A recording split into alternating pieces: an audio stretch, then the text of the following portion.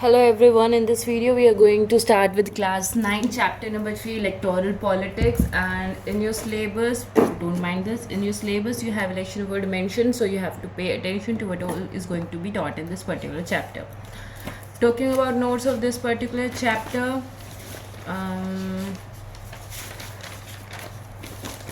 notes are in this situation because they have been revised a lot.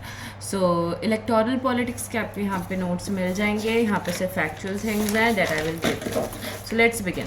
Electoral politics का मतलब क्या होता है? देखो, हमने देखा था अब तक डेमोक्रेसी के बारे में. डेमोक्रेसी का एक मेन फीचर है कि इलेक्शंस होते हैं. इलेक्शंस का होना इसलिए इंपॉर्टेंट है बिकॉज इलेक्शन से हम अपनी चॉइस जो है बता सकते हैं कि हमें कौन सा रिप्रेजेंटेटिव चाहिए. अब यहाँ पे हरियाणा के इलेक्शंस के बारे में कुछ बताया हुआ है, पढ़ते हैं. हरियाणा में लीडर जो थे, जिस टाइम की ये बात हो रही है, वहाँ पे कौन लीडर है? देवीलाल लीडर है. ये क्या है? चीफ है हरियाणा संघर्ष समिति की. ठीक है, 76 ईयर ओल्ड के. अब यहाँ पे एक बताया हुआ है स्टेट असेंबली इलेक्शंस के बारे में बताया हुआ है हरियाणा के. ओके, किसके बारे में बताया हुआ है? स्टेट, ऑल्दो अभी तक ऐसा कोई क्वेश्चन आया नहीं है इस वाले टॉपिक से, बट मैं फिर भी आपको बता रही हूँ. State assembly election of Haryana. Okay, इसके बारे में यहाँ पे आपको बताया हुआ है. कब के? 1987 के. हुआ क्या था? स्टेट जो है, रूलिंग पार्टी कौन थी? रूलिंग पार्टी थी कांग्रेस. ठीक है, ruling party was Congress since 1982. ठीक है, सिंस 1982 कांग्रेस रूल कर रही थी. चौधरी देवीलाल कौन थे? अपोजिशन के थे. ठीक है, अपोजिशन लीडर थे. इन्होंने एक मूवमेंट रन करी. किसने रन करी है मूवमेंट? अपोजिशन पार्टी ने. क्या मूवमेंट का नाम था? न्याय युद्ध. न्याय युद्ध मूवमेंट का नाम था. ठीक है, इसको हम स्ट्रगल फॉर जस्टिस भी कह सकते हैं. इसको हम स्ट्रगल फॉर जस्टिस भी कह सकते हैं इंग्लिश में, न्याय युद्ध को. ओके, इन्होंने एक मूवमेंट रन करी और इन्होंने एक पार्टी बनाई. चौधरी देवीलाल ने पार्टी बनाई है लोकदल. ठीक है, इनकी जो पार्टी थी लोकदल, इनको और अपोजिशन पार्टीज़ ने भी ज्वाइन कर लिया. तो मतलब कि सारी पार्टीज़ एक साथ आ गई. किसके अगेंस्ट आएंगे ये सारी पार्टीज़? कांग्रेस के अगेंस्ट. किसके अगेंस्ट आएंगे? कांग्रेस के अगेंस्ट आएंगे ये सारी parties. In the election campaign में देवीलाल कहते हैं कि अगर इनकी पार्टी जीत जाती है, ठीक है, तो इनकी पार्टी क्या करेगी? जो लोन है ना, वो फार्मर्स के और स्मॉल बिजनेसमैन के वो हटा देगी. तो लोन्स को क्या कर देगी? वेव ऑफ कर देगी. किसी को भी अपना लोन पे नहीं करना पड़ेगा. तो इनकी पार्टी फाइनली इलेक्शंस जीत जाती है. लोकदल और जो इनके पार्टनर्स थे, लोकदल जो इनकी पार्टी थी और जो इनके पार्टनर्स थे, इनको टोटल कितनी सीट्स मिलती है? 76 सीट्स मिलती है आउट ऑफ टोटल 90 सीट्स. ठीक है, और लोकदल को अकेले ही, हमने देखा ना, लोकदल और अपोजिशन इकट्ठे आ गए, तो लोकदल को मिलती है अराउंड 60 सीट्स और बाकी की सीट्स जो है 16 वो अपोजिशन को मिलती है. तो क्लियरली इलेक्शन में जीत जाते हैं और अगली बार ये सरकार बनाते हैं. कांग्रेस को सिर्फ 5 सीट्स मिली थी. ठीक है, तो गवर्नर ने इनवाइट किया फिर न्यू चीफ मिनिस्टर को बनाने के लिए, और क्योंकि ज़्यादातर सीट्स किसके पास थी? लोकदल के पास थी, और लोकदल के लीडर चौधरी देवीलाल थे, तो इनको क्या बनाया जाता है? चीफ मिनिस्टर बनाया जाता है. फिर सबके लोन्स को माफ़ कर दिया जाता है. His party rule the state for 4 years. इनकी पार्टी को, ये पार्टी 4 साल तक इनकी रूल करती है, और 4 साल बाद दोबारा इलेक्शंस होते हैं 1991 में, और इस बार कौन जीतता है? फिर से कांग्रेस जीतती है. तो इससे बताया हुआ है कि किस तरीके से इलेक्शंस रन करे जाते हैं. स्टोरी क्लियर होनी चाहिए बस थोड़ी सी आपको. ये आप यहाँ पे दोबारा देख लो. न्याय युद्ध, struggle for justice, Chaudhary Devi Lal run करते हैं. चीफ बनते हैं, ये चीफ होते हैं ये हरियाणा संघर्ष समिति के. कांग्रेस उससे पहले रूल कर रही थी. जो पार्टी चौधरी देवीलाल ने फॉर्म करी उसको लोकदल कहते हैं. इनकी पार्टी 1987 के इलेक्शंस में जीत गई. 60 सीट्स इनको मिली, 5 सीट कांग्रेस को मिली. 4 साल तक ये इन्होंने रूल किया. 1991 के इलेक्शंस में कांग्रेस आ गई दोबारा से. आगे चलते हैं. अब बताया हुआ है कि हमको इलेक्शंस क्यों चाहिए. देखो, इलेक्शंस हमें क्यों चाहिए एक डेमोक्रेसी में? इसलिए चाहिए कि जो वोटर्स हैं, जो सिटीजन्स हैं कंट्री के, वो ये बता सके कि उनका ओपिनियन क्या है. अगर वो किसी पार्टी से खुश नहीं है तो उनके लिए वोट नहीं करेंगे और नेक्स्ट टाइम दूसरे रिप्रेजेंटेटिव्स को चुनेंगे.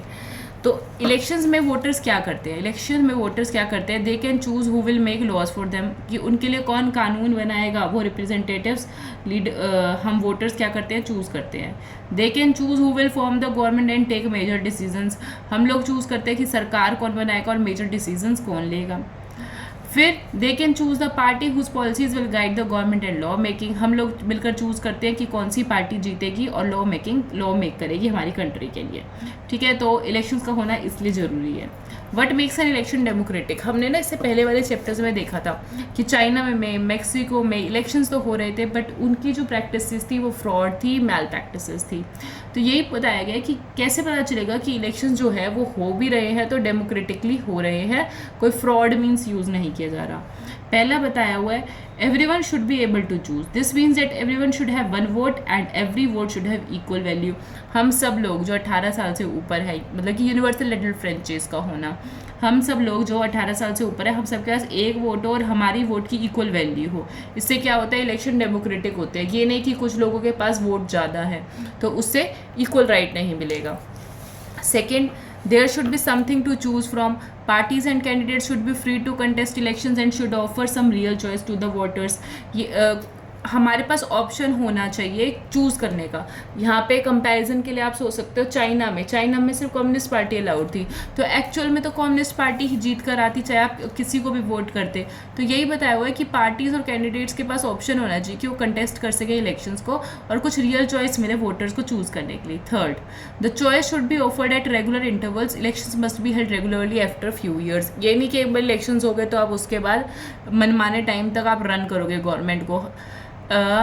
ऑप्शन इलेक्शंस जो है एक रेगुलर इंटरवल पे होने चाहिए सो डैट एक अकाउंटेबिलिटी बनी रहे गवर्नमेंट की कि वो सही तरीके से कंट्री को और कॉन्स्टिट्यूशन के अकॉर्डिंग अपने आप को रन करें। Fourth, the candidate preferred by the people should get elected, जो कैंडिडेट लोगों ने इलेक्ट किया है, जो लोगों ने चूज़ किया है वो ही जीत कर आए। कोई मैल प्रैक्टिसेस फ्रॉड करके ईवीएम्स को के साथ फ्रॉड्स करके कोई और नहीं जीतना चाहिए। जो कैंडिडेट प्रेफर किया है लोगों ने, वोटर्स ने, वही जीत कर आए। Fifth, election should be conducted in a free and fair manner where people can choose as they really wish, election को फ्री और फेयर मैनर में करना चाहिए सो डैट जो लोग हैं वो इलेक्ट कर सकें उसको जिसको रियली में चाहते हैं सरकार बना कर आए। Is it good to have political competition, क्या पॉलिटिकल कॉम्पिटिशन होना अच्छी बात है? देखो एक तरीके से तो गलत बात भी है, क्योंकि अगर इलेक्टोरल कॉम्पिटिशन्स होते हैं, जैसे हमें पता है कि इलेक्शंस होते हैं तो करप्शन भी होती है, वोटर्स को बाय भी किया जाता है, बहुत ज़्यादा पैसा भी इसमें लगता है। तो ऐसा नहीं है कि इलेक्शंस के होने के सिर्फ फ़ायदे हैं, कुछ तो नुकसान हैं, बट अगर हम देखें बाकी चीज़ों से कंपेयर करके तो हमें ऐसा लगता है कि इलेक्शन जो है वो सही तरीका है हमारे लीडर्स को चुनने का। तो यहाँ पे आपको डीमेरिट्स बताए हुए इलेक्शन के। पहला क्या है, it creates a sense of disunity and factionalism in every locality.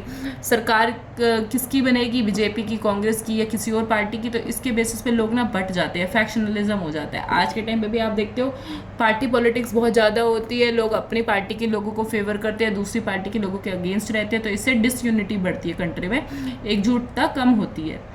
One would have heard of people complaining of party politics in your locality। Party politics बढ़ जाती है, हम अपनी पार्टी को सपोर्ट करते हैं। Different political parties and leaders often level allegations against one another, एक दूसरे पे झूठे आरोप लगाते हैं पार्टीज वाले। Parties and candidates often use dirty tricks to win elections, गलत काम करके इलेक्शंस को जीतने की कोशिश करते हैं। Some people say that this pressure to win electoral fight does not allow sensible long term policies to be formulated. सिर्फ इन चीज़ों पर ध्यान देते हैं और जो पॉलिसीज़ बनानी है, हम लोगों के लिए अच्छा करना है, उस चीज़ पर तो इनका ध्यान ही नहीं जाता, सिर्फ इलेक्शन में जीतने पर ध्यान जाता है। तो यही आपको यहाँ पे चीज़ें बताई हुई हैं, ठीक है। तो यही सारा यहाँ पे एक्सप्लेन किया हुआ है कि अगर एक पार्टी अच्छे से बिहेव करती है तो उसको इलेक्टोरल कंपटीशन जब होता है तो वो पार्टी दोबारा जीत कर आती है। हाउएवर अगर कोई एक ऐसा लीडर चुनकर आता है जो लोगों के हित के लिए काम नहीं करता, लोगों के लिए काम नहीं करता, वोटर्स के लिए काम नहीं करता, सिटीजन्स के लिए काम नहीं करता, तो उसको अगली बार इलेक्शंस में वोट नहीं मिलते और अगली बार नहीं जीत कर आते। अब यहाँ पे एक कार्टून दिया हुआ है, इससे पहले कोई कार्टून हमारा नहीं मिस हुआ।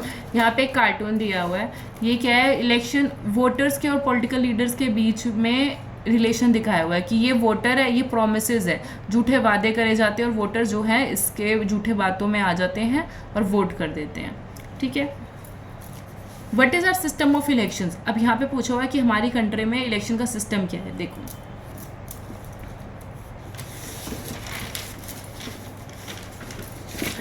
होता क्या है, पार्लियामेंट जो है, ये किसी स्टूडेंट ने क्वेश्चन पूछा था आप सब में से ही, तो इसलिए मुझे डिटेल में बताना पड़ रहा है। पार्लियामेंट जो है वो किससे बनती है आपकी, लोकसभा, राज्यसभा से। ये दो हाउसेज है, प्रेसिडेंट भी है बट अभी के लिए हम प्रेसिडेंट को छोड़ देते हैं। देखो दो हाउसेज है, लोकसभा और राज्यसभा। लोकसभा जो है कि आपका 5 ईयर के लिए होता है, राज्यसभा ये परमानेंट हाउस है, कभी भी ख़त्म नहीं होता।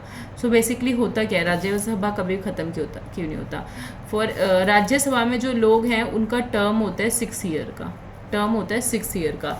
हर आफ्टर एवरी 2 ईयर ना 1/3 लोग हटा दिए जाते हैं, ठीक है, 1/3 लोग हटा दिए जाते हैं, 1/3 लोग नए आ जाते हैं। तो इसलिए ये एक परमानेंट हाउस है, कभी डिसॉल्व नहीं होता। लोकसभा डिसॉल्व होता है। लोकसभा के इलेक्शंस में हम लोग पार्टिसिपेट करते हैं, सिटीजन्स वोटर्स यहाँ पे पार्टिसिपेट करते हैं, ठीक है। ये तो हो गया कंट्री के लेवल पे। अब बात करते हैं इंडिया के लेवल पे, स्टेट के लेवल पे। स्टेट्स में होती है लेजिस्लेटिव असेंबली, ठीक है, स्टेट में होती है लेजिस्लेटिव असेंबली। विधानसभा होती है, विधानसभा को हम लेजिस्लेटिव असेंबली कहते हैं, ठीक है, विधानसभा को हम लेजिस्लेटिव असेंबली कहते हैं। और राज्यसभा की जगह कुछ स्टेट्स में, राज्यसभा हर स्टेट में नहीं होती, राज्यसभा की जगह कुछ स्टेट्स में लेजिस्लेटिव काउंसिल होती है। स्टेट्स में नाम होता है लेजिस्लेटिव काउंसिल। सिर्फ 6 स्टेट्स में है इंडिया की, ये हम बाद में देखेंगे।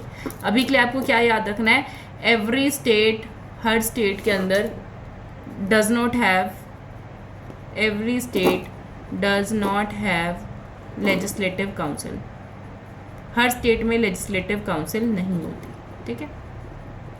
अब ये देखो, लेजिस्लेटिव असेंबली, विधानसभा, विधानसभा के इलेक्शंस में हम लोग पार्टिसिपेट करते हैं, वोटर्स वोट करते हैं। और यहाँ पे जो लोग चुनकर आते हैं, ये 5 ईयर के लिए चुने जाते हैं, ये हमारे लिए कानून बनाते हैं, ठीक है। यही बता रखा है लोकसभा या विधानसभा, लोकसभा या विधानसभा के इलेक्शंस हर 5 साल बाद होते हैं, 5 साल बाद ये डिसॉल्व हो जाती हैं।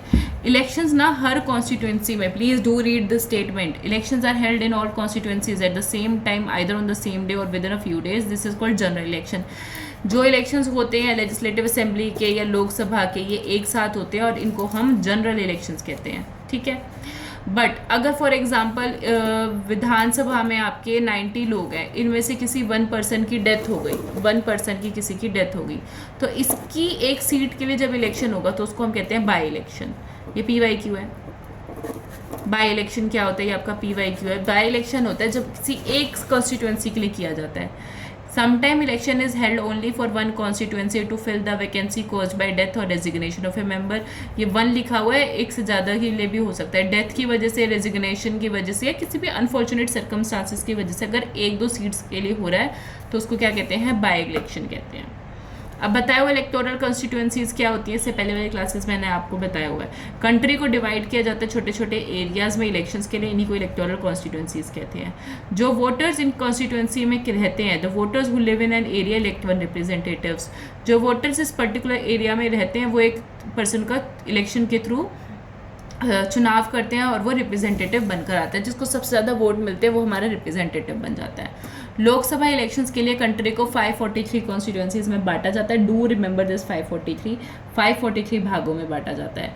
जो रिप्रेजेंटेटिव इलेक्ट होता है किसी भी कॉन्स्टिट्यूंसी से उसको मेंबर ऑफ पार्लियामेंट कहते हैं। अगेन आई रिपीट, आप में से किसी का ही डाउट था, देखो अगर कोई लोकसभा के इलेक्शंस में जीत कर आया तो कहाँ बैठ रहा है, पार्लियामेंट में बैठ रहा है, तो इसको हम MP कहेंगे। अगर कोई विधानसभा के इलेक्शन में जीत कर आ रहा है तो इसको हम कहते हैं MLA। आई डोंट नो, इतना बेसिक सा चीज़ थी, आपको वैसे किसी को कैसे डाउट हो सकता था, but still it's okay, commerce वालों को हो जाता है। तो लोकसभा के इलेक्शन में जो जीत कर आएगा वो पार्लियामेंट में बैठेगा, उसको MP कहेंगे। जो विधानसभा के इलेक्शन में जीत के आएगा वो लेजिस्लेटिव असेंबली में बैठेगा, उसको MLA कहेंगे, ठीक है। तो यहाँ पे बताया हुआ है कि लोकसभा के इलेक्शंस के लिए 543 कॉन्स्टिट्यूंसीज में बांटा जाता है और जो बंदा जीत कर आता है उसको हम MP कहते हैं। One of the feature of a democratic election is that every vote should have equal value, her vote की इक्वल वैल्यू होती है। इसलिए हमारा कॉन्स्टिट्यूशन क्या कहता है, रफली जो पॉपुलेशन है वो इक्वल पार्ट्स में बांटी जाए। देखो कॉन्स्टिट्यूंसीज जो होती है ना, ये कॉन्स्टिट्यूंसीज बांटी हुई हैं, तो 543 इस तरीके से बांटी गई हैं कि हर कॉन्स्टिट्यूंसी में रफली इक्वल पॉपुलेशन हो। ये नहीं किसी एक में तो हमारी लाखों में है, किसी एक में हज़ारों में है, रफली इक्वल पॉपुलेशन होनी चाहिए हर कॉन्स्टिट्यूंसी में। सिमिलरली क्या किया जाता है, जो स्टेट होती है, स्टेट को फॉर एग्जांपल हरियाणा है, उसको भी बांटा जाता है कॉन्स्टिट्यूंसीज में, ठीक है। इसको हम असेंबली कॉन्स्टिट्यूंसीज कहते हैं। जो पर्सन जीत कर आता है असेंबली के इलेक्शंस में उसको हम MLA कहते हैं। Each parliamentary constituencies has within it several assembly constituencies. Parliament की जो कॉन्स्टिट्यूंसी होती है देखो वो बड़ी होती है, क्योंकि 543 भागों में इंडिया को बांटा गया तो वो काफ़ी बड़ी होती है। तो एक पार्लियामेंट्री कॉन्स्टिट्यूएंसी के अंदर छोटी छोटी असेंबली की कॉन्स्टिट्यूएंसीज आती हैं। ये आपका इंडिया का अगर मैप है,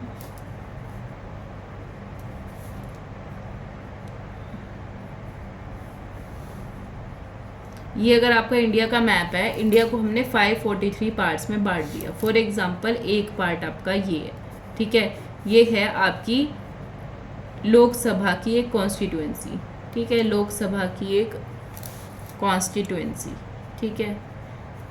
इसको हमने 543 पार्ट्स में हम बांटेंगे ऐसे इंडिया को। अगर फॉर एग्जांपल ये आपकी असेंबली की कॉन्स्टिट्यूएंसीज हैं, ठीक है, तो जो पार्लियामेंट की कॉन्स्टिट्यूएंसी होती है लोकसभा की बड़ी वाली, उसके अंदर छोटी छोटी लेजिस्लेटिव असेंबलीज हो सकती हैं, ठीक है, मैनी, बहुत सारी लेजिस्लेटिव असेंबलीज होती हैं, ठीक है, यही बताया हुआ है। अब दोबारा मैं आपको बता देती हूँ। Each parliamentary constituency has within it several assembly constituencies.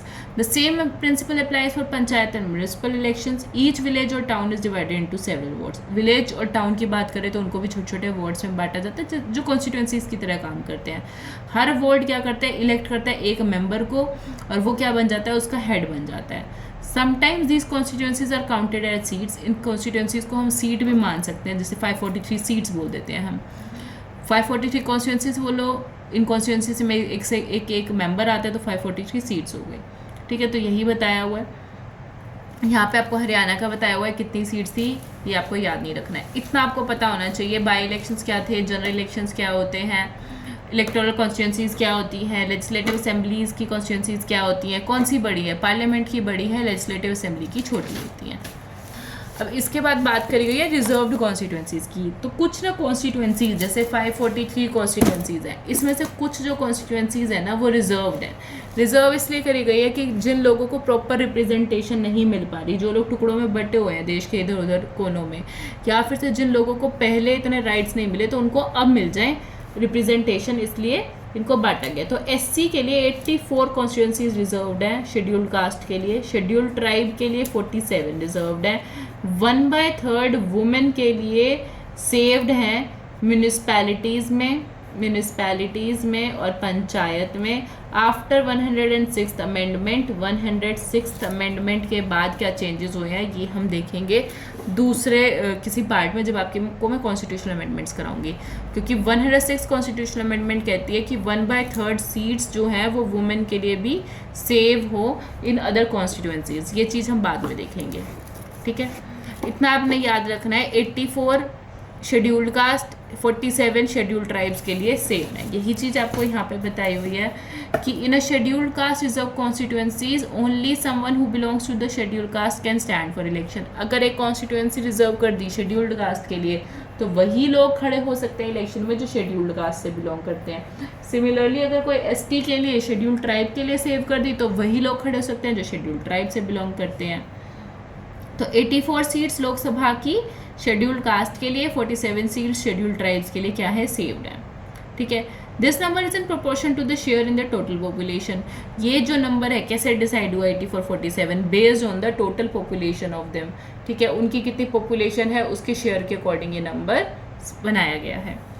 Thus the reserve seat for SC and ST do not take away the legitimate share of any other social group। तो ऐसा नहीं है कि SC ST की seat कोई और की SC ST की सीट रिजर्व होने की वजह से औरों को सीट नहीं मिले, क्योंकि उनको उनकी पॉपुलेशन के अकॉर्डिंग ही सीट रिजर्व करी गई है। कुछ स्टेट्स में सीट जो है रूरल, पंचायत और अर्बन, म्यूनिसपैलिटीज और कॉरपोरेशन में OBCs के लिए भी सेव करी गई हैं। तो अगर आपसे पूछ लिया जाए कानूनन तौर पर क्या OBC के लिए सीट रिजर्व करना जरूरी है, नहीं, क्योंकि कानूनन तौर पे तो सिर्फ शेड्यूल का शेड्यूल ट्राइब के लिए हुई है, पर कुछ स्टेट्स ने OBCs के लिए भी करी है। बट आपको पता होना चाहिए कॉन्स्टिट्यूशन के अकॉर्डिंग सिर्फ SC और ST के लिए है, OBC के लिए नहीं है। 1/3 सीट जो है वो वुमेन के लिए भी सेव करी जाती है रूरल और अर्बन लोकल बॉडीज में। आई होप आपको इतना क्लियर होगा। इसके बाद हम देखते हैं वोटर्स लिस्ट। देखो वोटर लिस्ट बनाई जाती है। वोटर लिस्ट में कौन लोग होते हैं, 18 साल से ऊपर के हम सभी लोग जो वोट कर सकते हैं वो सारे लोग इसमें होते हैं, ठीक है। In a democratic election the list of those who are eligible to vote is prepared much before the election and given to everyone. हमें एक इलेक्टोरल रोल बनाया जाता है, इलेक्टोरल रोल को या वोटर लिस्ट को ये बनाई जाती है और हम सबका नाम लिखा होता है सो डैट हम इलेक्शन में पार्टिसिपेट कर सकें। हर एक के पास इक्वल वोट होता है और हर एक की वोट की इक्वल वैल्यू होती है। हमारी कंट्री में 18 साल से ऊपर के सभी लोगों के पास वोट करने का अधिकार है। Some criminals and persons with unsound mind can be denied the right to vote. पर अगर कोई पर्सन, ठीक है, क्रिमिनल है या फिर से मेंटली कैपेबल नहीं है तो उसको राइट टू वोट नहीं मिल देगा। ऐसा किसी रेयर सिचुएशन में हो सकता है। ये गवर्नमेंट की लिस्ट रिस्पॉन्सिबिलिटी होती है कि वोटर लिस्ट बनाई जाए, उसको अपडेट किया जाए। A complete revision of the list takes place every 5 years। हर 5 साल बाद ये रिवीजन करी जाती है, लिस्ट बनाई जाती है और हम सबको वोटर कार्ड मिलता है। जो वोटर कार्ड है उसकी फुल फॉर्म बताई हुई है। अगर पूछ लिया जाए एपिक की फुल फॉर्म क्या है तो आपको पता होना चाहिए, election photo identity card epic की फुल फॉर्म है। ठीक है, ये जो कार्ड है ये कंपलसरी नहीं होता वोटिंग के लिए। आपको पता होगा अगर आप आधार कार्ड भी ले जाते हो तो भी आपको अलाउड होता है वोट करना, या अगर आप कोई वोटिंग कार्ड भी ले जाते हो तो। हालांकि इलेक्शन फोटो आइडेंटिटी कार्ड बनाया गया है पर ये कार्ड कंपलसरी नहीं है वोट करने के लिए। वोटर्स बाकी चीज़ें भी दिखा सकते हैं, फॉर एग्जाम्पल राशन कार्ड या ड्राइविंग लाइसेंस या कुछ भी वोट करने के लिए। अब नॉमिनेशन ऑफ कैंडिडेट, अगर आपको इलेक्शन में खड़ा होना है तो आप कितने साल के होने चाहिए। मिनिमम एज इलेक्शन में खड़े होने की है 25 साल। वोट करने के लिए आपकी इतनी उम्र होनी चाहिए 18 साल, पर इलेक्शन में खड़े होने की मिनिमम एज क्या है 25 साल। यहाँ पे मैंने लिख रखा है, आपको याद रखना है। लोकसभा के इलेक्शन में आपको खड़ा होना है तो आपकी उम्र 25 साल। राज्यसभा के लिए एलिजिबल 30 साल, प्रेसिडेंट के लिए 35 साल, वाइस प्रेसिडेंट के लिए भी आपकी उम्र क्या है 30 साल। ये छोटी छोटी चीज़ें हैं जो आपको अगर एक्स्ट्रा इन्फॉर्मेशन मिल रही है तो आपको साइड बाय साइड याद रखनी है। इस तरीके के क्वेश्चंस बहुत इधर उधर से फ्रेम हो जाते हैं और हमें कन्फ्यूजन होती है। So try to remember all of this side by side. ठीक है, तो आपको मिनिमम एज मैंने बता दी 25 साल है लोकसभा के लिए, राज्यसभा के लिए 30 साल है, प्रेसिडेंट की 35 उम्र है, वाइस प्रेसिडेंट की कम से कम 30 उम्र होनी चाहिए। पार्टी की जो नॉमिनेशन वो होती है, स्लिप होती है, उसको कहते हैं टिकट। फॉर एग्जांपल टिकट मिल गई है इस पर्सन को, वो इलेक्शन में अब खड़ा हो सकता है। तो अगर एक पार्टी आपको नॉमिनेट करती है तो आपको क्या देती है, टिकट देती है। Every person who wish to contest in election has to fill a nomination form. कोई भी पर्सन अगर इलेक्शन में खड़ा होना चाहता है तो उसको पहले एक नॉमिनेशन फॉर्म भरना होता है और कुछ पैसे डिपॉजिट कराने होते हैं, सो डैट ये पता चल जाए कि ये पर्सन सीरियस है इलेक्शन में पार्टिसिपेट करने के लिए। अब सुप्रीम कोर्ट ने कुछ गाइडलाइंस दी हैं कि अगर तुम इलेक्शन में खड़े हो रहे हो तो तुम्हें ये 3 चीज़ें बतानी पड़ेंगी पब्लिक को। ये क्यों बतानी पड़ेंगी, सो डैट जो वोटर्स हैं ना, आप अपना डिसीजन सोच समझ के ले लें कि वो किसको अपना रिप्रेजेंटेटिव बना रही है, किसको अपना कैंडिडेट बना रही है, कौन ऐसा पर्सन वो हम लोग इलेक्ट कर रहे हैं जो हमारे लिए डिसीजन लेगा। तो ऐसी कौन सी 3 चीज़ें बतानी पड़ रही हैं कि उनके ऊपर कितने क्रिमिनल केसेस पेंडिंग है, कितने क्रिमिनल केसेस एक पर्सन के ऊपर, कैंडिडेट के ऊपर चल रहे हैं, ये आपको बताने पड़ेंगे। अपने एसेट और लायबिलिटी बतानी पड़ेगी, कर्जा भी बताना पड़ेगा और अपनी धन दौलत भी बतानी पड़ेगी कितनी है, एंड इवन अपनी फैमिली की भी बतानी पड़ेगी। एजुकेशनल क्वालिफिकेशंस अपनी बतानी पड़ेंगी पब्लिक को, सो डैट वो डिसाइड कर सके कि आप उनके अकॉर्डिंग कैपेबल हो उनकी कंट्री को रन करने के या नहीं हो। So all of these things have to be told to the public. So now let's see about election campaigns. The main purpose of election is to give people a chance to choose the representatives, the government and the policies they prefer. Elections किस लिए करे जाते हैं, so that हमारे representatives government और उनके accordingly decide होता है कि हमारे लिए क्या पॉलिसीज़ बनेंगी। तो इलेक्शंस के लिए ना कैंपेन्स रन होती हैं। हमारी कंट्री में कब रन होती है, in our country such campaigns take place for 2 week period. 2 हफ्तों के लिए हमारी कंट्री में कैंपेन्स होती है। जब अनाउंसमेंट हो जाती है कि फाइनल लिस्ट क्या होगी कैंडिडेट्स की और डेट ऑफ पोलिंग, जिस दिन से इलेक्शन है उस दिन से, और जिस दिन डिसाइड होता है कैंडिडेट्स कौन सी फाइनल लिस्ट होगी कैंडिडेट्स की, कौन कौन इलेक्शन में खड़ा हो रहा है, उससे लेकर जिस दिन इलेक्शन होते हैं उसके बीच के 2 हफ्तों के बीच में ये इलेक्शन कैंपेन रन करी जाती है। इस पीरियड के बीच में कैंडिडेट को अलाउड होता है कि वो जाए वोटर से मिले। पॉलिटिकल लीडर्स अपने election meetings, election campaigns run करते हैं, पॉलिटिकल पार्टीज सपोर्टर्स को इकट्ठा करती है। न्यूज़पेपर्स में, टेलीविजन्स में, हर जगह पे इलेक्शन से रिलेटेड बातें होती है। इलेक्शन कैंपेन जो है वो सिर्फ 2 हफ्तों तक लिमिटेड नहीं होती। हर वक्त ही इलेक्शन के जो पॉलिटिकल लीडर्स होते हैं वो क्या करते रहते हैं, इधर उधर जाते हैं, अपने कैंपेन्स रन करते हैं, अपने प्रोपोजिशंस रखते हैं। तो हाउएवर ऑन फॉर्मल ग्राउंड्स 2 हफ्तों के लिए होती है, अदरवाइज इलेक्शन कैंपेन उनकी हर वक्त ही चलती रहती है।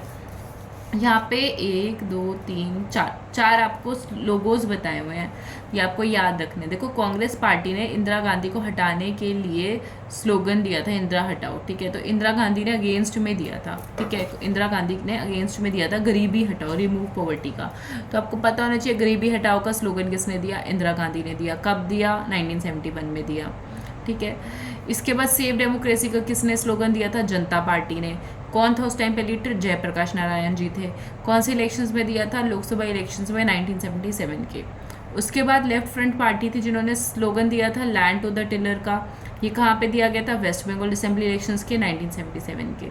उसके बाद protect the self respect of the Telugus, ये स्लोगन किसने दिया था? एनटी रामाराव ने दिया था। ये लीडर थे तेलुगु देशम पार्टी के। आंध्र प्रदेश में इलेक्शंस हुए थे जब 1983 में ये दिया गया था स्लोगन। चारों स्लोगन्स कब दिए गए थे, किसने दिए थे, कौन सी पार्टी का लीडर था, कौन सी असेंबली इलेक्शन थे, सब आपको पता होना चाहिए। ये आपको नोट्स में मिल जाएगा। इसके बाद अकॉर्डिंग टू इलेक्शन लॉज, हमारे यहाँ के इलेक्शन के कानूनों के अकॉर्डिंग क्या, कोई भी हम ब्राइब या थ्रेटन नहीं कर सकते, किसी से ज़बरदस्ती वोट नहीं दिला सकते, किसी को पैसे दे के खरीद नहीं सकते। रिलीजन या कास्ट के आधार पर हम वोट के लिए डिमांड नहीं कर सकते। तो appeal to them in the name of caste और रिलीजन, अगर आपको ऑप्शन में दे दिया जाए 4 ऑप्शंस हो कि डेमोक्रेसी के अकॉर्डिंग, आपकी कंट्री के इलेक्शंस के रूल्स के अकॉर्डिंग कौन सा गलत तरीका है, तो कास्ट और रिलीजन के बेसिस पे अपील करना गलत है। Use government resources for election campaign, सरकारी पैसा खर्च नहीं कर सकते आप इलेक्शन कैंपेन्स में, अपना खुद का पैसा खर्च करो। तो अगर आप गवर्नमेंट का पैसा खर्च कर रहे हो तो ये कानून के अगेंस्ट है। इन पैसों से ज़्यादा पैसे नहीं खर्च सकते। देखो अब आप न्यू एनसीईआरटी पढ़ोगे तो उसमें ये अपडेट होगा, ये मेरे टाइम की अपडेशन है। ये आपको वैसे अपडेशन याद भी नहीं रखनी है, ये चेंज होती रहती है। हर बार जब इलेक्शंस होते हैं तो ये अपडेट कर देता है कि कितने पैसे आप खर्च कर सकते हो। If they do so the election can be rejected by the court even after they have been declare elected. हालांकि अगर आप जीत भी जाओ और आपको इन चीज़ों पे प्रूव कर दिया जाए कि जैसे कि आपने सरकारी पैसा खर्च करा है या फिर से आपने पैसे दे के वोटर्स को खरीदा, अगर ये प्रूव हो गया, आप चुने भी जाओगे तो आपको हटा दिया जाएगा, ठीक है। और गवर्नमेंट जो है इसको गलत मानती है। एक मॉडल कोड ऑफ कंडक्ट होता है फॉर इलेक्शन कैंपेन्स कि तुम्हें किस तरीके से इलेक्शंस में कैंपेन्स के अंदर कैसे काम करना है, उसके लिए एक मॉडल कोड ऑफ कंडक्ट बनाया जाता है। इस मॉडल कोड ऑफ कंडक्ट के अकॉर्डिंग कोई भी पार्टी या कैंडिडेट किसी वर्शिप वाली जगह पे, किसी भगवान वाली जगह पे, किसी भी रिलीजन के वर्शिप वाली जगह पे जाके इलेक्शंस के लिए प्रोपेगेंडा नहीं कर सकती। कोई भी सरकारी व्हीकल, एयरक्राफ्ट या ऑफिशियल यूज़ नहीं किया जा सकता इलेक्शन के लिए।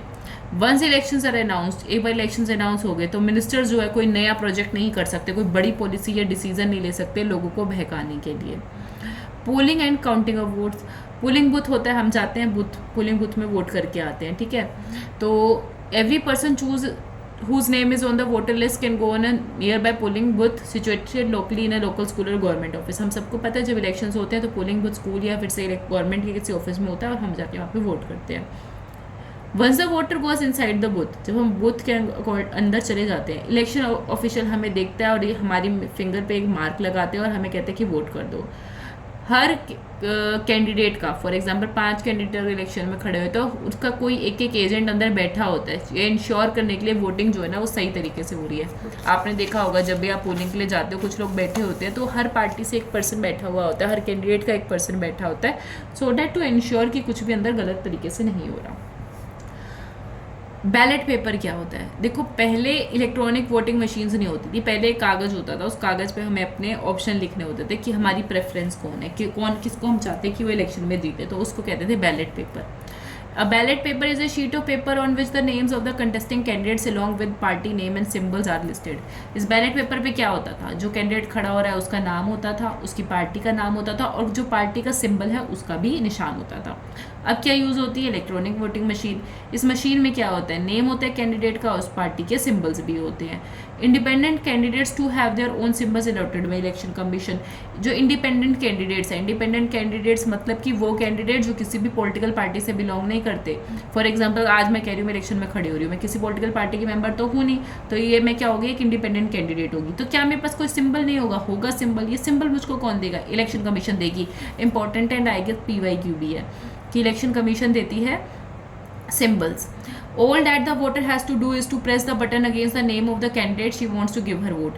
वोटर को क्या करना होता है? हमें जाके बटन दबाना होता है कि हम कौन चाहते हैं कि जीत जाए। Once the polling is over, all the EVMs are sealed। जैसे ही पोलिंग खत्म होती है सारी इलेक्ट्रॉनिक वोटिंग मशीन को सील कर दिया जाता है और एक ऐसी जगह पे लेके जाया जाता है जो कि एक सेफ और सिक्योर जगह होती है। कुछ दिन बाद एक फिक्स डेट पे इन सारी मशीन्स को खोला जाता है जहाँ पे सारे जो वोटर्स होते हैं, सारे जो कैंडिडेट होते हैं वो आते हैं और सबके जो एजेंट्स होते हैं वो बैठे होते हैं। सबके सामने बहुत ही ध्यान से वोट्स काउंट करे जाते हैं। एक जनरल इलेक्शन में usually the counting of votes in all the constituencies takes place at the same time on the same day. General election Lok Sabha के जो लोकसभा और विधानसभा के जो इलेक्शंस होते हैं जनरली क्या होता है, उनकी जो कॉन्स्टिट्यूंसीज के सारे के एक ही दिन पे वोट्स काउंट करे जाते हैं सेम टाइम पे। टेलीविजन, रेडियो, न्यूज़पेपर जो है इस चीज़ के बारे में रिपोर्ट करते हैं। जैसे ही वोटिंग ख़त्म होती है, काउंटिंग ख़त्म होती है, रिजल्ट्स आ जाते हैं और पता चल जाता है कि सरकार कौन बनाएगा। इलेक्शन का प्रोसेस समझाया हुआ है, बहुत ही ईजी है, एक बार भी रीड करोगे पता चल जाएगा। कुछ चीज़ें जो इंपॉर्टेंट है वो आपको पता होना चाहिए। Ballot paper, EVMs, independent candidates को कौन देता है, इलेक्शन कमीशन देती है। क्या देती है, symbols. What makes elections in India democratic, हम पढ़ रहे थे इलेक्शंस के बारे में, हमने देखा था पिछले कुछ चैप्टर्स में चाइना के ऊपर, मैक्सिको के इलेक्शंस के ऊपर। तो इंडिया में जो इलेक्शंस हो रहे हैं हमें कैसे पता सही तरीके से हो रहे हैं, डेमोक्रेटिकली हो रहे हैं, अब हम ये देखेंगे। देखो, इंडिया में इंडिपेंडेंट इलेक्शन कमीशन है, मैं आपको इसके नोट्स अलग से दूंगी बहुत डिटेल में, क्योंकि यहाँ से आपका क्वेश्चन डेफिनेटली आएगा, बट अभी जो इसमें दिया हुआ है ना वही समझो। देखो, इंडिपेंडेंट इलेक्शन कमीशन है, इलेक्शन कमीशन है इंडिपेंडेंट, मतलब कि कोई भी और इंस्टीट्यूशन, फॉर एग्जांपल पार्लियामेंट है, जुडिशरी है, इसके काम में इंटरफेयर नहीं कर सकती, ठीक है। तो हमारे यहाँ पे इलेक्शन कमीशन है, आर्टिकल 324 कॉन्स्टिट्यूशन का कहता है कि इलेक्शन कमीशन होगी। तो इससे हमें क्या पता चलता है, अभी आर्टिकल याद मत रखो, इतना याद रखो कि कॉन्स्टिट्यूशन कह रहा है कि इलेक्शन कमीशन होगी, तो मतलब कि एक कॉन्स्टिट्यूशनल बॉडी है, कॉन्स्टिट्यूशन में इसके बारे में लिखा हुआ, तो ये क्या हो गई, आपकी कॉन्स्टिट्यूशनल बॉडी हो गई, ठीक है। इलेक्शन कमीशन के पास सेम काइंड ऑफ इंडिपेंडेंस होती है जैसे कि जुडिशरी के पास होती है। जिस तरीके से हमारी कंट्री की जुडिशरी आज़ाद है ना बिल्कुल, उसी तरीके से हमारी कंट्री की इलेक्शन कमीशन भी बिल्कुल आज़ाद है, इसके ऊपर भी कोई वो नहीं कर सकता, इंटरफेरेंस नहीं कर सकता। जो चीफ इलेक्शन कमिश्नर होता है उसको कौन अपॉइंट करता है, president of India. Chief election commissioner को कौन अपॉइंट करता है, प्रेसिडेंट ऑफ इंडिया। और एक बार अपॉइंट करने के बाद chief election commissioner is not answerable to the president और द गवर्नमेंट। एक बार चीफ इलेक्शन कमिश्नर चुन लिया गया, ना ही वो जवाब मतलब उसके बस कोई रिस्पॉन्सिबिलिटी नहीं है, वो जवाबदेह नहीं है, ना ही प्रेसिडेंट को ना ही सरकार को।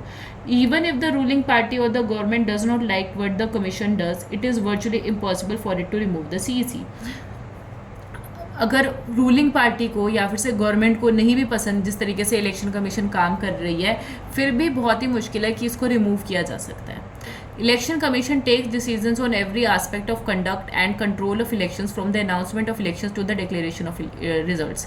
इलेक्शन कमीशन सारे डिसीजंस लेती है किस पे, कि किस तरीके से इलेक्शंस कंडक्ट करे जाएंगे और कंट्रोल करे जाएंगे, from the announcement of elections to the declaration of results. Elections की डिक्लेरेशन तक के सारे डिसीजंस कौन लेती है, election commission. It implements the code of conduct and punishes any candidate or party that violates it. Election commission code of conduct, model code of conduct होता है ना, उसको इम्प्लीमेंट करती है, उसको लागू करती है। और कोई भी कैंडिडेट जो है अगर वो नहीं फॉलो कर रहा मॉडल कोड ऑफ कंडक्ट को, या कोई पार्टी है वो गलत तरीके से काम कर रही है, मॉडल कोड ऑफ कंडक्ट के अगेंस्ट काम कर रही है, तो उसके अगेंस्ट एक्शन लेता है। आपको ये चीज़ें ध्यान रखनी कि इलेक्शन कमीशन का क्या काम है, यहाँ से लेके यहाँ तक सब कुछ आपको पता होना चाहिए इंडिपेंडेंट इलेक्शन कमीशन से related. During the election period के समय पे election commission can order the government to follow some guidelines to prevent use and misuse of governmental power to enhance its chances to win elections और to transfer some government officials. Election commission कह सकती है government को कि हमको थोड़ी ज़्यादा power दे दो अगर हमें चाहिए तो, या फिर इनको अगर इलेक्शन कमीशन को ज़्यादा ऑफिशियल्स चाहिए होते हैं तो ये क्या करती है, टीचर्स को हायर कर लेती है इलेक्शन के टाइम पे कि टीचर जो है हमारे काम में हेल्प कर दें, तो गवर्नमेंट को हेल्प करनी पड़ती है। व्हेन ऑन इलेक्शन ड्यूटी, जब कोई इलेक्शन ड्यूटी पे गवर्नमेंट का ऑफिसर काम कर रहा होता है तो वो इलेक्शन कमीशन के अंडर काम कर रहा होता है, सरकार के अंदर काम नहीं कर रहा होता।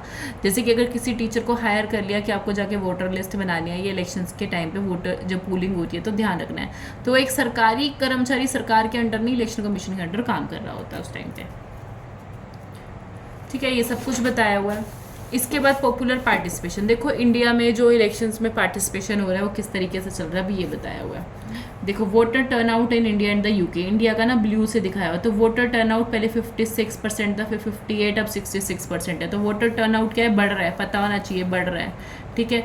Turnout indicates the percent of eligible voters who actually cast their vote. Turnout का मतलब है फॉर एग्जाम्पल 100 लोग एलिजिबल थे, 100 लोग थे कि जो वोट कर सकते हैं, पर उनमें से अगर 66 लोग आए हैं तो ये क्या है, टर्न आउट रेट, कि इतने लोग वोट करने के लिए आए हैं। Turnout indicates the percent of eligible voters who actually cast their vote, जो एक्चुअल में कास्ट करने के लिए आए हैं वोट, वो क्या है, इतने लोग हैं, टर्न आउट रेट है। In India the turn out has either remain stable और एक्चुअली गॉन अप। इंडिया में जो टर्न आउट रेट है या तो वो बराबर शराबर रहा है या फिर से बढ़ा है। अगर आपको स्टेटमेंट दे दी जाए कि टर्न आउट रेट कम हो रहा है, कि कम लोग आ रहे हैं वोट करने के लिए पहले के कंपैरिजन में, तो स्टेटमेंट गलत हो जाएगी। ये फिगर से आपको याद रखना है कि टर्न आउट रेट इंडिया का बढ़ रहा है। Again repeat, turnout rate India का बढ़ रहा है। Don't forget these small very important things. In India में जो पुअर, इलिटरेट और अनप्रिविलेज्ड वोटर्स हैं वो ज़्यादा आते हैं as compare to the rich and privilege sections. ये याद रखना है। देखो, जो अनपढ़ हैं, गरीब हैं और अनप्रिविलेज्ड लोग हैं वो तो ज़्यादा आते हैं वोट करने के लिए, और जो रिच और प्रिविलेज सेक्शंस हैं वो कम जाते हैं वोट करने के लिए। This is in contrast to western democracies. Western democracies के कंपैरिजन में ये बिल्कुल ही उल्टा है। यूएसए में for example poor people, African American and Hispanics vote much less than the rich and the white people. USA के कंपैरिजन में देखा जाए तो ये जो लोग हैं, गरीब लोग हैं या अफ्रीकन अमेरिकन हैं, ये कम वोट करते हैं और रिच और वाइट पीपल ज़्यादा करते हैं। इंडिया में उल्टा है, गरीब लोग ज़्यादा वोट करने जाते हैं। Common people in India attach a lot of importance to elections. India में रहने वाले लोग इलेक्शंस को काफ़ी इंपॉर्टेंट तरीके से देखते हैं, लाइटली नहीं लेते हैं, और ये मानते हैं कि उनका जो वोट है वो काफ़ी ज़्यादा मायने रखता है। The interest of voters in election related activities has been increasing over the years. लोगों का जो इंटरेस्ट है इलेक्शन से रिलेटेड, वोटर्स का जो इंटरेस्ट है वो बढ़ रहा है इलेक्शन रिलेटेड एक्टिविटीज़ के। ध्यान में रखें तो एक्सेप्टेंस ऑफ इलेक्शन आउटकम। क्या इलेक्शंस के आउटकम इंडिया में एक्सेप्ट किए जाते हैं? बिल्कुल एक्सेप्ट किए जाते हैं। ठीक है। The ruling parties routinely lose elections in India both at the national and state level. In fact, in every 2 out of 3 elections held in the past 25 years, the ruling party lost. ये बताया हुआ है कि ruling party जो है वो elections हारती भी है। इससे हमको क्या पता चल रहा है? अगर वो इलेक्शन हार गई है तो जो इलेक्शंस है वो फ्रीली कंडक्ट करे गए हैं, ये बताई गई है बात। In the USA an incumbent or sitting elected representative rarely loses an in India rarely loses election in India. About half of the sitting MLAs lose their seats. देखो, यूएसए में इनकम्बेंट का मतलब होता है जिसके पास अभी सीट है, ठीक है, जो अभी एक्चुअल में रिप्रेजेंटेटिव है, वो बहुत ही मुश्किल से हारता है। हाउएवर इंडिया में अगर हम बात करें तो जो इस टाइम पे एमपी एमएलए है उसके फेयर चांसेस होते हैं कि वो अगले इलेक्शन में नहीं जीतेगा। तो इससे पता चलता है इलेक्शन सही तरीके से हो रहे हैं। Candidates who are known to have spent a lot of money on buying votes and those with known criminal connections often lose elections. कोई ऐसा कैंडिडेट है जिसका पता है कि इसने पैसे दे के खरीदा है, ठीक है, वोटर्स को, या फिर से जिसका कोई क्रिमिनल कनेक्शन रहा होगा, तो इलेक्शन हारता है इंडिया में, ठीक है। तो इससे पता चलता है कि इलेक्शंस ठीक हो रहे हैं। Barring very few disputed elections the electoral outcomes are usually, जो इलेक्शन के जो आउटकम्स होते हैं वो इलेक्टोरल जो हम लोग हैं वो सब एक्सेप्ट कर लेते हैं। इवन जो डिफीटेड पार्टी होती है, अपोजिशन पार्टी होती है, जो पार्टी हार जाती है, वो भी इलेक्शन के रिजल्ट को एक्सेप्ट कर लेती है कि ये जो पीपल का वर्डिक्ट है, ये लोगों का मानना है कि हम लायक नहीं थे, जो पार्टी जीती है वही ठीक है, उतने उसको वोट मिले होंगे। तो क्या है, सब जो डिफीटेड पार्टी होती है वो भी मानती है कि इंडिया के जो इलेक्शंस हैं वो फ्री और फेयर है, ठीक है। अब इसके बाद बताया गया है कि क्या इश्यूज़ फेस करते हैं हम फ्री और फेयर इलेक्शंस को कंडक्ट करने में, कि हर बार फ्री और फेयर इलेक्शंस क्यों नहीं हो पाते। देखो, एक तो पैसों का यूज़ किया जाता है, पावर का यूज़ किया जाता है, अनफेयर मीन्स यूज़ करे जाते हैं, लोग पॉपुलर प्रेफरेंस को फेवर करते हैं। फॉर एग्जांपल, कोई एक लीडर है, अगर वो चैरिस्मेटिक पर्सनैलिटी का है, बहुत ही अपीलिंग पर्सनैलिटी का है, तो उसको करते हैं। और कई बार ऐसा भी कहा जाता है कि रियल चॉइस है ही नहीं, हमें समझ ही नहीं आता कि इसकी जगह हम वोट किसको करें। तो ये क्या है, चैलेंजेस हैं फ्री और फेयर इलेक्शंस के अगेंस्ट। एक लेवल प्लेइंग फील्ड होनी चाहिए। लेवल प्लेइंग फील्ड मतलब कि सब लोग एक समान लाइन पे खड़े होने चाहिए, एक इक्वल लाइन पे खड़े होने चाहिए कि सबके पास इतना तो है ही, उसके बाद आप आगे जा रहे हो इलेक्शंस में, ठीक है। इसके बाद आपको यहाँ पे दे रखा है, यहाँ पे बता रखा है कि प्रेस कॉन्फ्रेंसेज होती है इलेक्शन से रिलेटेड, उसके बारे में। This is important. Titled electoral campaigns, this carton was drawn in Latin American context. ये आपको याद रखना है, ये लैटिन अमेरिका के कंटेक्स्ट में बना था। 1 2 3 ये पैसों की गड्डी बनाई हुई है कि जो जितने पैसे खर्च कर रहा है उसके हिसाब से उसको वो जीत गया। जिससे सबसे ज़्यादा पैसे खर्च करे वो फर्स्ट आ गया, फिर कम वाला सेकेंड, सबसे कम पैसे जिसने खर्च करे वो थर्ड आ गया, ठीक है। बताया हुआ है। इसके बाद इलेक्शंस के टाइम पे क्या होता है, जब चाहिए होते हैं वोट तो जाके पब्लिक के आगे अपने स्पीचेस देते हैं, जब वोट्स मिल जाते हैं तो अगले दिन भूल जाते हैं कि इन्होंने क्या प्रोमिसेस करे हैं, ठीक है। अब इसके बाद देखते हैं कि हमारे इंडिया में क्या क्या चैलेंजेस आते हैं। पहला चैलेंज है candidates and parties with a lot of money may not be sure of their victory but they do enjoy a big and unfair advantage over small parties and independents. जो बड़ी parties हैं या जिनके पास ज़्यादा पैसा है उनको थोड़ी बहुत एडवांटेज तो मिलती है, चाहे वो जीते या ना जीते, उनके पास कुछ एडवांटेज होती है as compared to the smaller parties and independent candidates. Independent candidates वो कैंडिडेट जो किसी एक पॉलिटिकल पार्टी से बिलोंग नहीं करते। In some parts of the country, कुछ पार्ट्स में कंट्री के candidates with criminal connection have been able to push others out of the electoral race and to secure a ticket from major parties. जो criminal connection रखती हैं, लोग criminal connection रखते हैं तो उनको जल्दी मिल जाती हैं seats from major parties. Some families tend to dominate political parties. कुछ फैमिलीज हैं जो अपने भी लोगों को पॉलिटिकल टिकट्स बांटती हैं और उनकी रिलेटिव्स या फिर से फैमिली मेम्बर्स ही इलेक्शन जीतते हैं। Very often elections offer little choice to ordinary citizens for both the major parties are quite similar to each other both in policies and practice। Actual में देखा जाए तो जो आम लोग हैं उनके पास बहुत ही कम ऑप्शन होता है क्योंकि जो मेजर दो पॉलिटिकल पार्टीज़ हैं इंडिया में उनकी पॉलिसी और प्रैक्टिसेस दोनों मिलती जुलती हैं, तो हमें समझ ही नहीं आता कि हम किसके लिए वोट करें। Smaller parties and independent candidate suffer a huge disadvantage compare to bigger parties. जो छोटी पार्टीज़ होती है, जो इंडिपेंडेंट कैंडिडेट होते हैं, उनको डिसएडवांटेज होता है अगर हम देखें कंपैरिजन में बिगर पार्टीज़ के। Then model code of conduct क्या होता है आपको पता है, कंस्टिट्यूएंसीज क्या होती है पता है, इनकम्बेंट वो पर्सन जो अभी पॉलिटिकल ऑफिस को होल्ड कर रहा है, लेवल प्लेइंग फील्ड एक इक्वल सेट करना। रिगिंग का मतलब होता है फ्रॉड या मैल प्रैक्टिसेस जो एक पार्टी या कैंडिडेट करता है अपने वोट्स को बढ़ाने के लिए। टर्न आउट जितने लोग एक्चुअल में गए वोट करने के लिए। Which of the following statements about the reasons for conducting elections are false. I am not solving these questions for you this time. अगर आपको कोई इन क्वेश्चंस में डाउट आता है तो you can ask me because I want you to do these questions on your own. You can text me these answers and I will tell you if you have done it right or not. So that's all in this chapter. We will see the next chapter in the next video. Thank you for watching. Here is one important point. National Voters Day celebrated on 25th of January. You need to remember this for your GK portion कि India में national voter day कब बनाया जाता है, 25 जनवरी को बनाया जाता है। That's all.